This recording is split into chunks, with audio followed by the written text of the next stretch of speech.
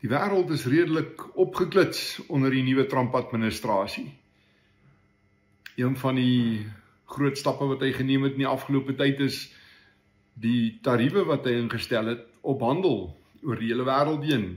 Hier in Suid-Afrika is ons self geslaan met 'n 31% tarief.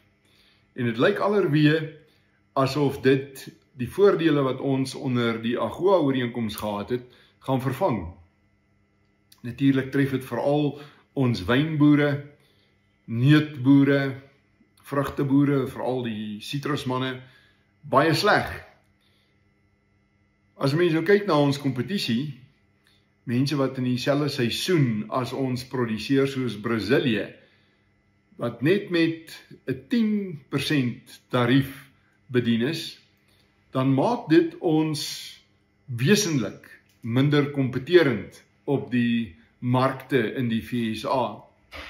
En daar's nie veel salf van te smeer nie, daar's eintlik bloedweinig wat ons as boere daaraan kan doen.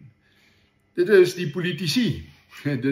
Dis goed wat op die beleidsvlak uitgestryk moet word, en ons kan hoogstens deur ons organisasies probeer om hulle te beïnvloed, om 'n beter beleidsomgewing te skep. Maar vir die res, hoop ons dat ons alternatiewe markte sal kan kry buite die VSA vir dit wat ons nie meer kompeterend soontoe kan invoer nie, of kan uitvoer nie. Dit word gedryf deur beleggings. Nou is nie 'n belangriker belegger as die boer self nie. Elke keer as jy jou trekker aansit, elke keer as jy 'n ploeg in die grond steek, dan belê jy op daardie plaas. En soos enige ander belegger is dit baie afhanklik van 'n sekere beleidsomgewing. Nou, 'n regering van nasionale eenheid op dun ys skep juis die soort van onsekerheid waarvoor beleggers allergies is. Dit gaan nie net oor wie in daardie poste sit nie, dit gaan nie net oor wie ministers is nie, dit gaan nie net oor wie almal deel is van 'n regering van nasionale eenheid nie, dit gaan ook oor dit wat gedoen word binne in daardie regering, en ons het van die slegste wette gekry sedert 1994, wat onder hierdie regering van nasionale eenheid se wagbeerd deurgehamer is. Dinge soos die Bella-wet. Wys vir ons watter plattelandse skole is in Afrikaanse onderrig nog veilig onder die Bella-wet. Het gaan ook oor dreigemente en voorstelle, konsepte onder hierdie nuwe regering, soos byvoorbeeld die een wat nou alle sekuriteit op plase en elders wil ontwapen. Hoe op aarde gaan 'n mens jou oeste, jou koperkabels, jou diesel, jou trekkers se batterye en jou huis veilig hou as jou sekuriteit ontwapen word? Daar is 'n fundamentele misverstaan van wat dit vat van 'n boer om sy goed op sy plaas op te pas. Ook wat dit kos, en ook hoe dit gedoen word. Watter planne boere moet maak om in sekere tye van die jaar seker te maak dat daar dwars deur die dag en nag oë op sy oeste en sy ander losbates is. Een van die heel slegste wette wat op so 'n manier deurgegaan het, is natuurlik die nuwe onteieningswet. En dit maak nie saak wat News24 sê nie, dit maak nie saak wat die ANC sê nie. Hierdie wet skep enorme onsekerheid. Dit is die ergste wetgewing wat landbou getref het sedert die eerste dae van demokrasie in Suid-Afrika. Want wat hierdie wet doen, is dit laat toe dat daar teen minder as markwaarde onteien word. En al ontken News24 dat akkerland byvoorbeeld ooit onteien was, het ons geleer uit daardie onteiening uit wat ons in die hof moes gaan beveg het.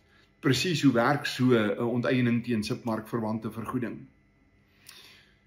Kyk, die regering het nie die hele wêreld kwaad gemaak met so 'n drakoniese wet. En so 'n sensitiewe slag geslaan teen beleggers vertroue. deur so 'n drakoniese wet af te teken, net om 'n 10% of 'n 20% afslag van markwaarde te vat nie. Dit vat hulle in elk geval al sedert 2007 in die grondhervormingsproses. Hulle wil wesentlik minder as markwaarde betaal.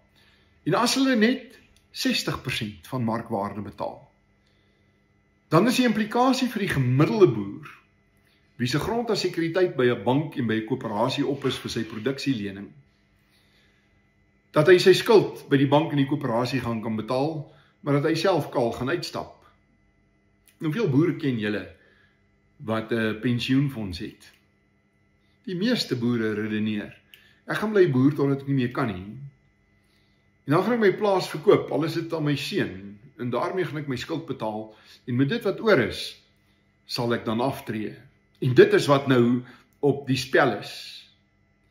En News24 en die res van die hoofstroom media en die ANC moenie met mooi praatjies probeer om ons te oortuig dat daar enige iets goed hierin is nie.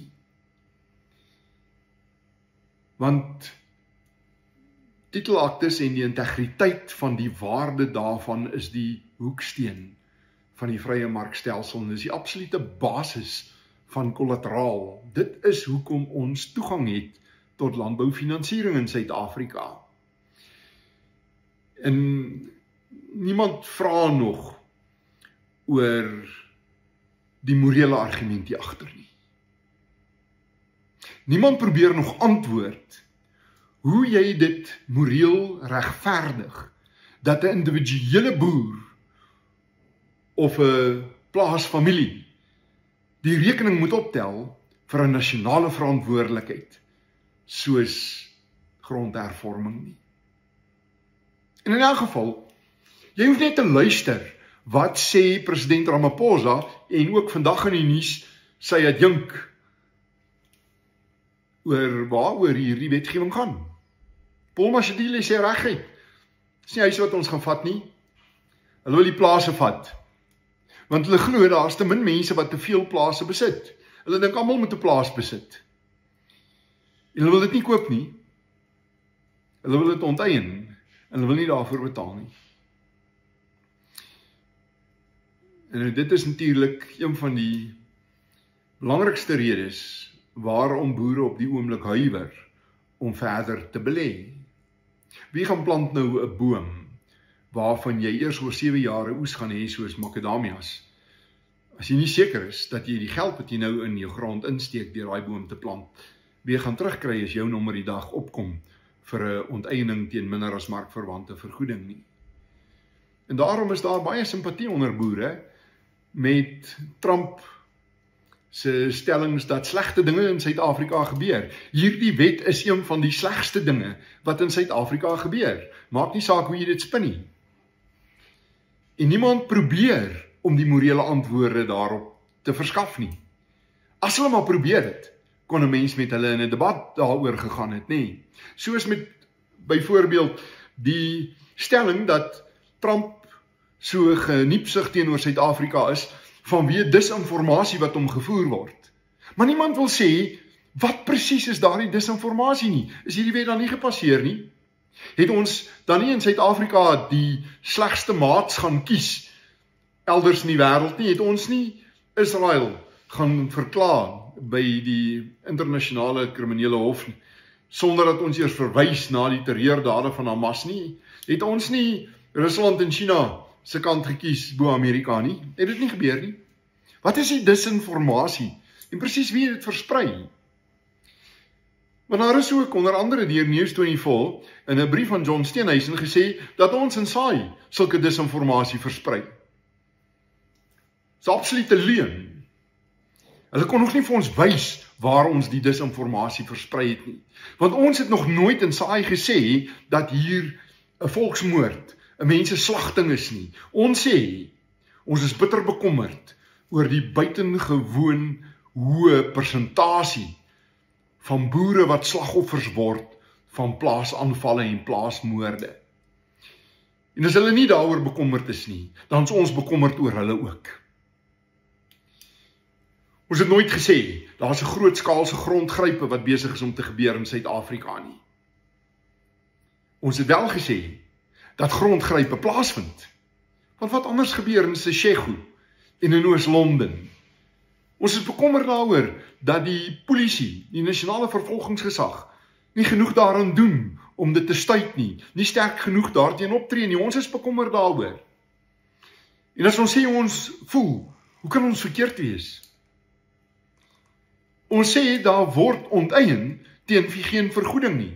Want wat anders is op die oomblik in die hof oor plaaswerfbeleggings hier in Heidelberg? En wat anders het gebeur met Akkerland? Ons was dan hof toe daarvoor om hierdie onteiening om te draai. En die regter het dan in sy uitspraak gesê, die eiendomsreg moet dadelik teruggaan na die oorspronklike eienaars. Beteken hy dit nie meer gehad nie. Die disinformasie is 'n drogbeeld. Dit wat Trump oor bekommerd is ons ook oor bekommerd. Wat ons ook nooit gesê het nie, is dat ons Trump bewonder vir sy Christenskap, soos wat ou Piet Kroukamp beweer nie. Ons het nooit gesê nie. Ons het gesê, Trump kom baie sterk uit vir Christelike familiewaardes. En dis dieselfde waardes wat die grootste deel van ons lede sterk oorvoel.